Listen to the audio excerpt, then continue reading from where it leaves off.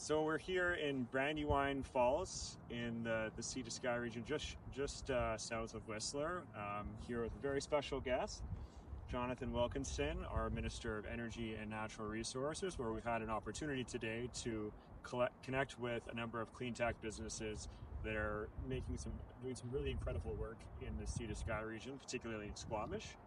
And I think one of the main topics we were talking about today is on innovation.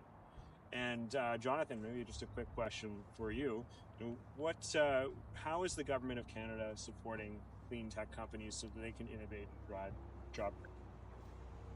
Well, look, the government of Canada has been really focused on trying to think about how you do that through the evolution of companies. You know, you start with an idea, and it's typically one or two people in a garage, and it's how do you actually support them through programs like IRAP, but how do you then help them to actually move to the stage where they can actually start to work on their ideas and demonstrate their ideas? And so programs like Sustainable Development Technologies Canada and a number of programs like that actually help entrepreneurs to get going and then to scale up to actually demonstrate fully scale and to commercialize. And there we have a number of programs that we actually use to try to actually incent that development and support that development, but also eventually to bring private sector capital in to be able to actually get these folks the capital they need to really turn businesses into successes. Absolutely. Well, and I think we saw a few of those businesses earlier today that have been able to take advantage of some of the programs like the carbon engineering with the Strategic Innovation Fund. We had quantum technology that's been able to get some funding through Pacific Economic Development Agency of Canada to grow their business globally.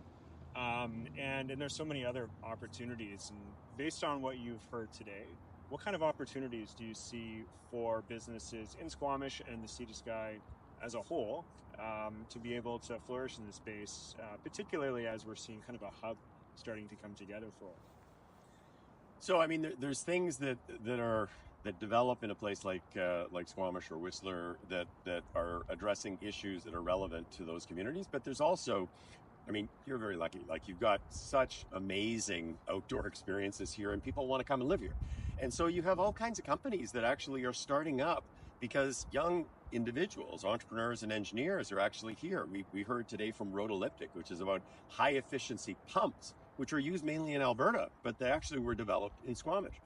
But I would say hydrogen is a natural opportunity. Renewables development, we're just at a hydroelectric facility right here, is a natural. Up and down and a little bit farther up to the north, critical minerals and those kinds of things are a huge opportunity. And I would say, you know, direct air capture didn't have to be in Squamish. It actually moved there from Calgary, but it's now almost 200 people, and it's one of the leading direct air capture companies in the world, if not the leader. So I think the hub is the ability to attract interesting people with interesting ideas and grow companies around them. And you don't necessarily have to be in Alberta to develop a pump. Absolutely. Well, and we saw a lot of that today. Really exciting to see all those opportunities starting to take shape. We're creating good jobs. It's growing our economy, and it's finding new ways where we can reduce emissions. So I think that's a win-win-win. And just really appreciate you being in the Sea to Sky to really be able to see some of this in person.